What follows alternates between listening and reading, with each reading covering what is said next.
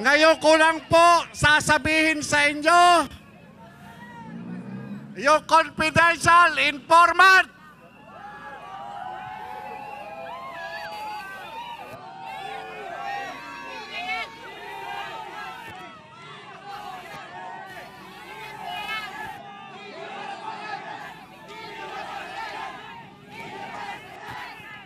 ilabas na yan!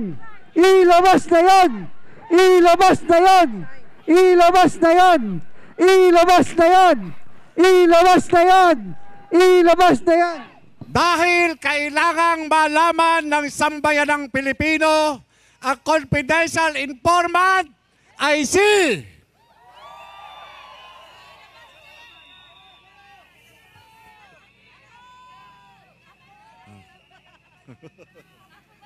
ako po ay humihingi ng paumanhin sa inyo sapagkat kung ako ay naglabas ng impormasyon noong 2012, hindi na po sana natin dinadanas ngayon itong kamalasang ito.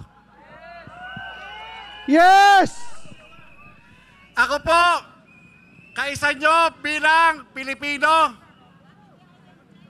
sabi ko nga, dumating ako sa punto na nadamay ako dito sa PIDEA Leaks dahil sa pagkakalabas ng mga dokumento na ipinalabas doon sa Philippine Drug Enforcement Agency. Ang tanging kasalanan ko lang ay ako po yung humawak ng kaso at nag-imbestiga sa isang kaibigang matalik ni Bongbong Marcos. Okay po. Ngayon ko lang po sasabihin sa inyo, yung confidential informant,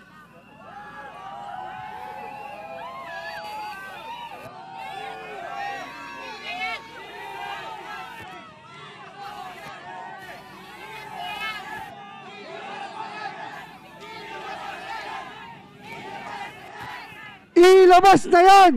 Ilabas na yan! Ilabas na yan! Ilabas na yan! Ilabas na yan! Ilabas na yan! Ilabas na yan! dahil kailangang malaman ng sambayanang Pilipino, ang confidential informant ay si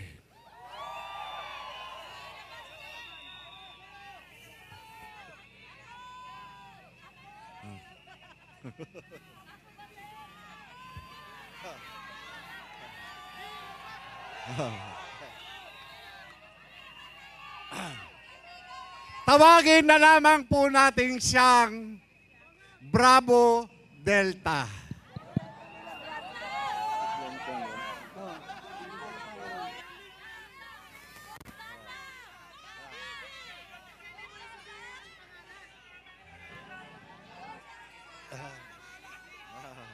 Yan. Tawagin na lamang po natin siyang Bravo Delta. Yun po ang pangalan ng confidential informant. Opo.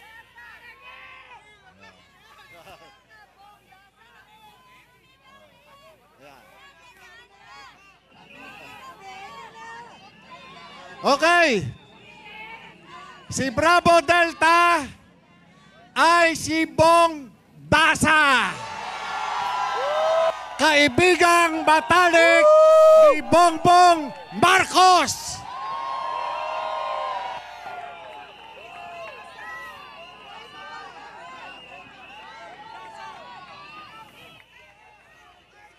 Ngayong pababa ka na, ikaw ay inilaglag ng iyong kaibigang matalik.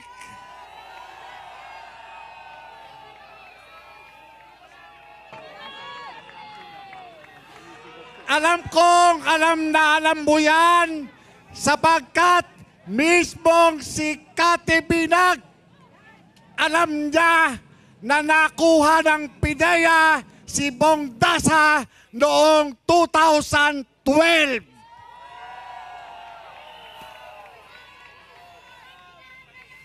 At bilang kapalit, palit ulo. Ikaw ang ipinalit.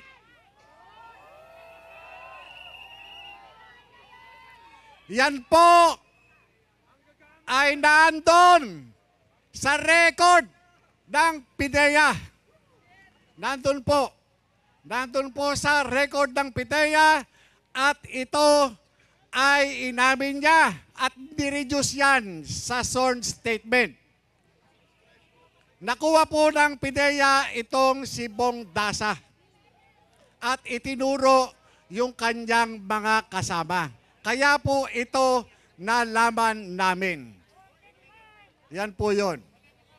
Total, itinatanggi naman ng pamunuan ng PIDEA na itong si Bongbong Marcos ay may record sa PIDEA. Ito, sinasabi ko ngayon sa inyo ang nilalaman ng naturang impormasyon. Yan po yan. Kayo, Mr. President, hindi ko naman sinabi sa inyo na mag-addict kayo. Hindi ko naman sinabi sa inyo na sumingot kayo ng pulburon. At hindi ko kayo sinabihan na mag-addict araw-araw. Ako ay nagtatrabaho lang bilang isang PIDEA agent. Pero ano ang ginawa nyo sa akin? Sinira nyo ang buhay ko. Sinira nyo. Nagsabwatan kayo.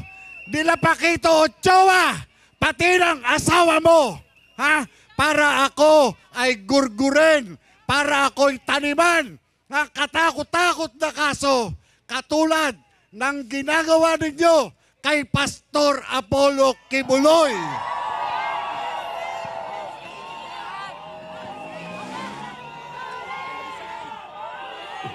BBM resign! BBM resign! BBM resign! BBM